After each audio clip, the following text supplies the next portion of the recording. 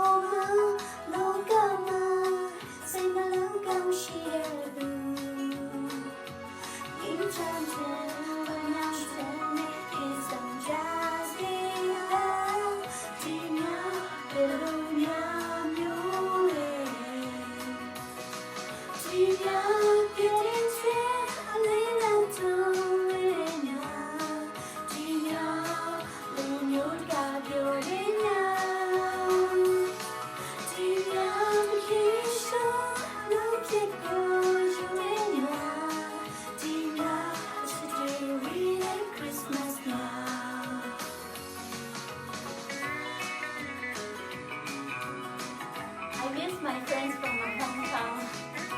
တကယ်ချင်းလည်းအရန်တတိယမှာချင်းမျိုးလောက်ထားလိုက်တာ